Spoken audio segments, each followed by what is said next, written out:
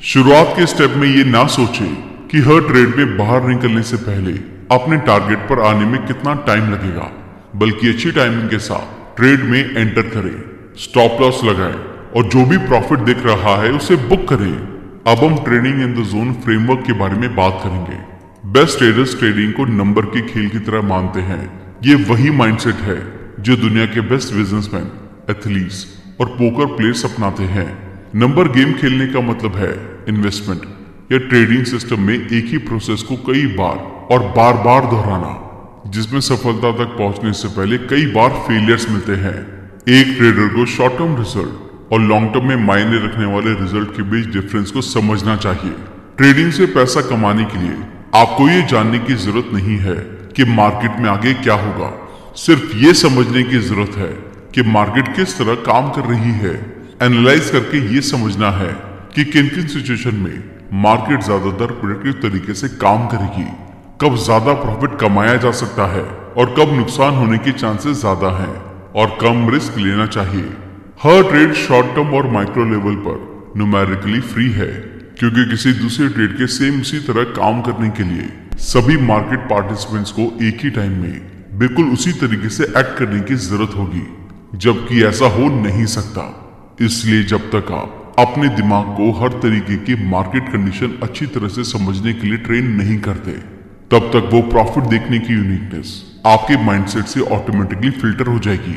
Stop loss के लिए और प्रॉफिट बुक करने के लिए अनसर्टेनिटी को एक्सेप्ट करें। जब स्टॉप लॉस ऑर्डर किया जाता है तो ऐसा इस कॉन्फिडेंस के साथ किया जाना चाहिए कि आपका रिजल्ट अनसर्टेन है और इसलिए ये पूरी पॉसिबिलिटी है कि ऑर्डर हिट होगा। इस कॉन्फिडेंस के साथ आप ये इंश्योर करेंगे कि अगर स्टॉप लॉसेस हिट होता है तो ये फाइनेंशियली और इमोशनली आपके लिए कोई प्रॉब्लम या दुख का कारण ना बने। जब आप ऐसा करेंगे तो आपका माइंड अगला मौका देखने के लिए क्लियरली रेडी हो जाएगा। जब कोई ट्रेड प्रॉफिट में होता है तो आपको प्रॉफिट लेने के लिए अपनी प्री प्लान प्रॉफिट लेने की स्ट्रैटेजी बनाए रखनी चाहिए। अगर कोई ट्रेड नहीं चल रहा है तो उसे छोड़ दे। इससे कोई फर्क नहीं पड़ता है कि एक ट्रेड आपके लिए काम करता है या नहीं, क्योंकि आपको भरोसा है कि स्ट्रैटेजी कई ट्रेडर्स के लिए लॉन्ग टर्म में काम करती है, तो आपके लिए भी करेगी। आपको हर ट्रेड को जीतने की जरूरत नहीं है। एक प्रोफेशनल ट्रेडर बनने के लिए आपको इन्वेस्टमेंट और ट्रेडिंग सिस्टम में साइकोलॉजी और इंडिविजुअल माइंडसेट के इंपॉर्टेंस को समझने की जरूरत है। हर ट्रेड को खुद से एक्ट करने की परमिशन देना जरूरी है, ताकि पॉसिबिलिटीज को काम करने के लिए जगह मिल सके। अगर कोई ट्रेडर अपने ट्रेडिंग सिस्टम के रूल को तोड़ता है तो सफलता की लॉन्ग टर्म पॉसिबिलिटीज पर भरोसा करने का कोई मतलब नहीं है। इसलिए आपने जो प्लान बनाया है उस पर टिके रहें और मार्केट को भी अपना काम करने दें। अब आपको अपने डर और ओवर कॉन्फिडेंस को समझना होगा।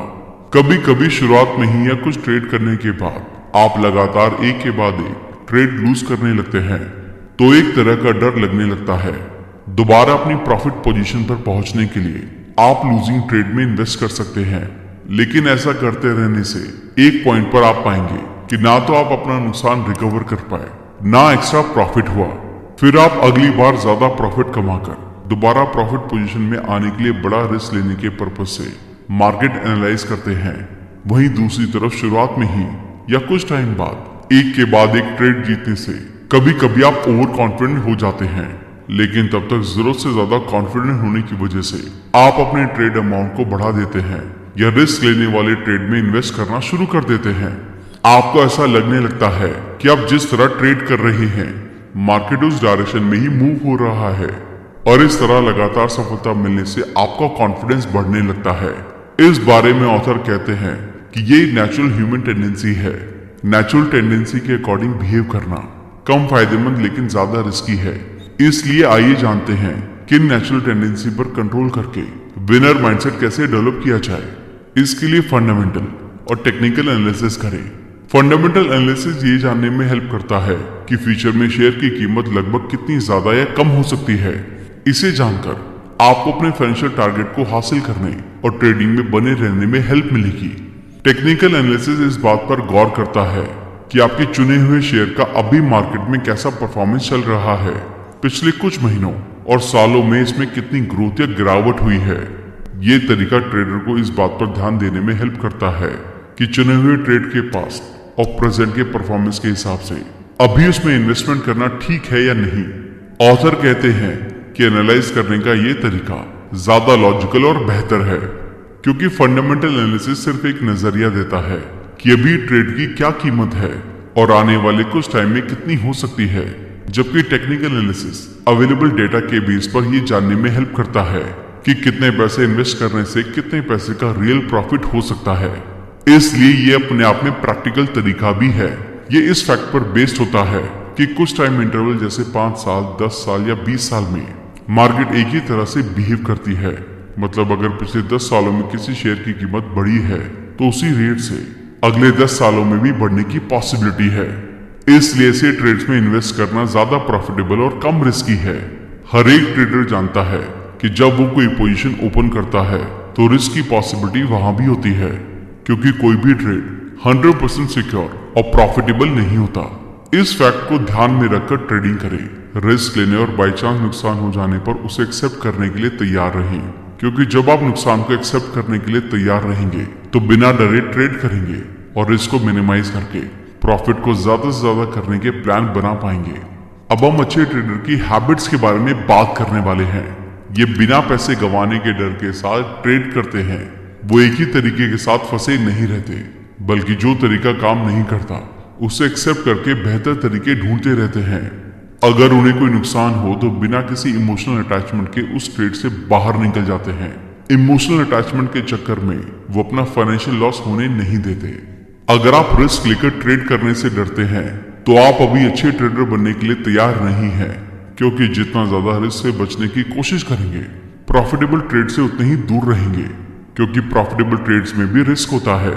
इसलिए रिस्क लेने से ना डरे, बल्कि रिस्क को कम करने और प्रॉफिट को बढ़ाने के तरीके सीखें। इसके लिए इस तरह ठीक से मार्केट एनालाइज करें। इस टाइम आपके पास 2 ऑप्शन होते हैं।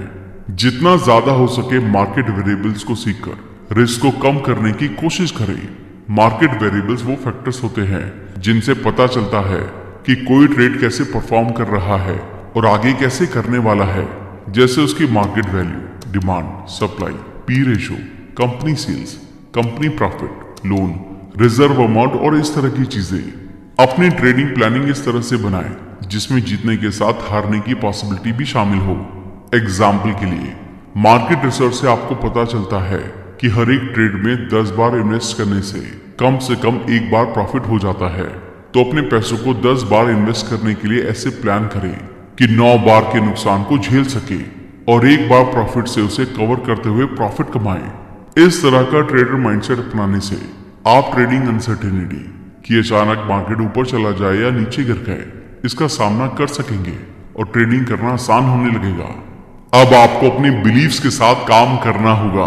अपने बिलीव्स को प्रॉफिट ओरिएंटेड बनाते हुए ट्रेड करने के लिए इन बातों के बारे में क्लियर रहें। ट्रेड लेने से पहले उसमें अपना पर्पस या गोल सेट कर लें कि कितने प्रॉफिट से आप उसे बेच देंगे। इस तरह ट्रेडिंग से रिलेटेड हर स्किल, चाहे वो खरीदना हो, बेचना हो या स्टॉप लॉस हो, ये सब सीखने से पहले अपना क्लियर पर्पस डिसाइड कर लें कि उसे क्यों सीखना चाहते हैं।